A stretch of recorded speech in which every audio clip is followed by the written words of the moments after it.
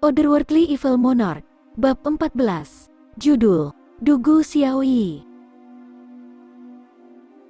Hati Jun Xie kaget saat dia tiba-tiba teringat akan kehidupan masa lalunya. Saat itu, dia juga berkeliaran di sekitar jalan utama ketika dia melihatnya. Dia begitu cantik, sehingga tanpa sadar dia berpaling untuk melihatnya lagi. Tanpa diduga, gadis muda itu juga berada di tengah amarah. Dia berbalik dan mengutuknya. "Apa yang kamu lihat? Apa kau tidak pernah melihat kecantikan sebelumnya? Dasar bajingan busuk." Tanpa diduga, mereka menjadi kenalan. Sebagai seorang pembunuh, Jun Xie selalu berhati-hati untuk menghindari membuat masalah sampai hari dia pindah. Sekarang mereka dipisahkan oleh dua dunia. Berpikir tentang itu, Jun Xie tidak bisa menahan perasaan kehilangan. Jun Xie saat ini merasa seolah-olah dia melihat ke masa lalu. Hatinya merasakan kehangatan yang tak terkendali menggelegak.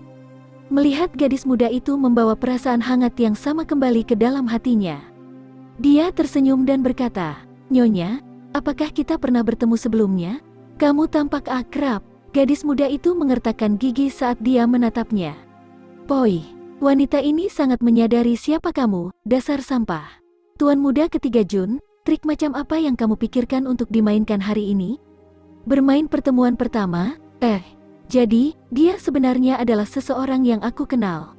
Jun Xie dengan cepat mengakses ingatannya untuk mencari tahu informasi tentang gadis nakal ini.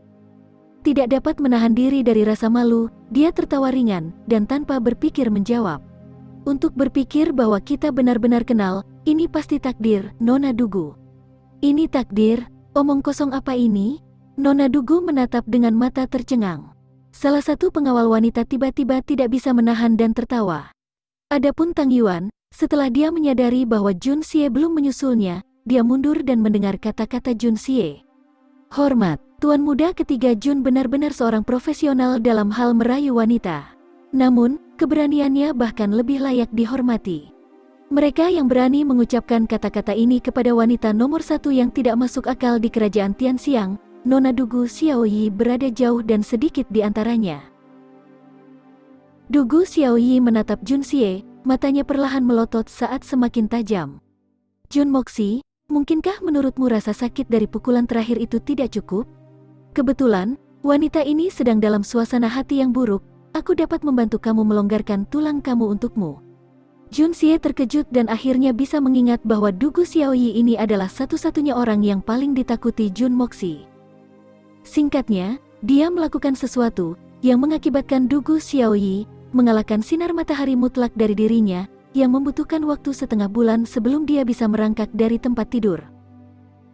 "Nona Dugu, aku harap kamu baik-baik saja." "Hahaha, yang sebenarnya ingin kukatakan adalah, adik kecil di sini masih punya urusan, aku akan pamit dulu. Sampai jumpa nanti." Jun Xie bersiap untuk menyelinap pergi. Melihat postur dan wajah mengancam pemarah kecil itu, sepertinya dia akan bergegas ke arah Jun Moxi dan memulai pukulan. Dalam ingatan Jun Moxi, meskipun ludah kecil ini masih muda, kekuatan bertarungnya sangat terkenal. Bahkan jika ada beberapa Jun Moxi, mereka tetap bukan tandingannya. Itu bukan untuk mengatakan bahwa Jun Xie takut padanya, tetapi pada saat ini, sangat penting bahwa dia menyembunyikan kekuatan aslinya. Secara alami, seseorang harus bermain aman. Orang baik jangan mengalahkan wanita. Berhenti di sana, Dugu Xiaoyi mengangkat dagunya tinggi-tinggi ke udara, lalu menatap Jun Xie dengan wajah sombong. "Kemana kamu berencana pergi? Apakah kamu berencana melakukan sesuatu yang buruk? Jun Moxi, karena kamu bertemu aku, kamu bisa melupakan melakukan perbuatan buruk. Datang saja dengan tenang dan biarkan wanita ini melampiaskan amarahnya, lalu aku akan membiarkanmu pergi." Wajah Tang Yuan berkeringat, dia menginjak dengan penuh semangat, hatinya terus-menerus berteriak. "Tuan muda ketiga Jun, orang-orang biasanya akan lari dan bersembunyi ketika mereka melihat bibi ini, mengapa kamu harus meladeninya? Tidak peduli betapa cantiknya dia, itu tidak sebanding dengan nyawamu." Melihat mata Dugu Xiaoyi yang besar dan cerah saat dia memasang wajah arogan dan mendominasi, Jun Xie tiba-tiba mendapat ide. Berpura-pura sangat tertutup, dia berbisik, "Nona Dugu, tempat yang kita tuju. Hehehe, sangat tidak pantas bagi perempuan untuk pergi. Apakah kalian berencana mengunjungi bordil?" Dia tidak diragukan lagi adalah orang yang berani, untuk berpikir bahwa dia akan mengeluarkan kata-kata semacam ini dari mulutnya secara terbuka. Dugu Xiaoyi mengeluarkan tatapan dingin, memelototi kedua pria itu dengan jijik. Sampah yang tak tahu malu. Siapa bilang kita akan mengunjungi rumah bordil? Apa menurutmu semua orang sepertimu? Junxie segera membuat ekspresi serba salah. Kita baru saja menuju Aula Seribu Emas, kita hanya pergi untuk beberapa ronde perjudian. Tampaknya menyadari bahwa dia telah tergelincir, Junxie dengan cepat tutup mulut. Toset Gold Hall, perjudian. Mendengar bagian pertama dari jawaban Junxie, dia menjadi semakin marah. Tanpa diduga, ketika dia mendengar tentang bagian terakhir, matanya berbinar. Menyipitkan matanya, dia tersenyum memperlihatkan sepasang gigi putih yang lucu. Aku belum pernah ke sana sebelumnya. Hitung aku juga. Nada memerintah yang tidak akan memungkinkan bantahan, bergema. Sungguh mengagumkan, jarak dan kecepatan yang bisa ditempuh oleh pemikiran seorang wanita sangatlah kuat. Nona. Salah satu wanita yang menemani, menarik lengan baju Xiaoyi, mencoba untuk mematahkan semangatnya. Tindakannya ini sangat masuk akal, tempat di mana dua orang pesolek besar kota Tianxiang sedang menuju, tidak mungkin menjadi tempat yang baik. Sebagai orang yang paling berharga di keluarganya, bagaimana dia bisa bergaul dengan mereka? Dugu Xiaoyi sama sekali tidak mempedulikannya, katanya penuh semangat. Jangan khawatir, kedua saudara laki-lakiku itu akan berbicara tentang Aula Seribu Emas setiap hari. Itu pasti tempat yang sangat istimewa. Kali ini, wanita ini akan pergi dan melihat-lihat. Karena itu, dia mengulurkan tangan dan meraih telinga Junxie. Cepat bawa aku ke sana. Selama kamu melakukan itu, maka aku akan membiarkanmu pergi hari ini. Junxie bisa dengan mudah menghindarinya, tetapi memikirkan rencananya, dia memilih untuk tidak melakukannya. Dia hanya membuat ekspresi sedih, membiarkan dia menarik telinganya saat mereka maju. 8 pengawal di belakang tersenyum pahit. Melihat satu sama lain, mereka hanya mengikuti. Adapun 8 pengawal Dugu Xiaoyi, mereka juga pergi dengan senang hati, terutama karena tidak masalah apakah mereka setuju atau tidak. Ke-16 pengawal ini terjebak dalam situasi yang sama. Mereka yang mengikuti Tuan Muda Junxie harus menahan diri, tetapi pengawal Dugu Xiaoyi tidak jauh lebih baik. Masing-masing dari mereka harus menahan diri hingga batas, masing-masing menyalahkan keluarga lainnya. Tang Yuan menghela nafas dengan putus asa.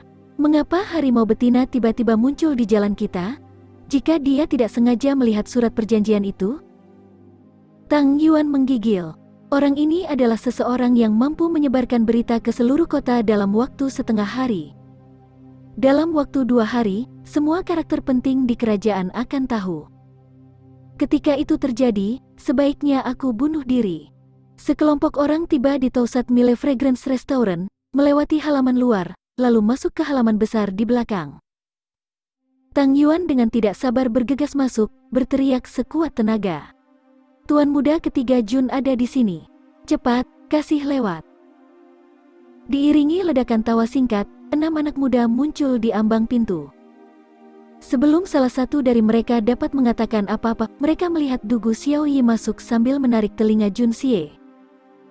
Wajah mereka langsung berubah, warna wajah mereka menjadi seperti tanah di bawah. Saat ini, 2 kelompok tetap netral terhadap pertarungan para pangeran. Satu adalah keluarga Jun dan yang lainnya tidak lain adalah keluarga Dugu. Kedua keluarga ini menempati posisi penting, baik di militer maupun di pengadilan. Nona Dugu Xiaoyi kecil ini adalah satu-satunya putri dari keluarga Dugu. Keluarga Dugu cukup makmur dengan total 7 putra dan 1 putri.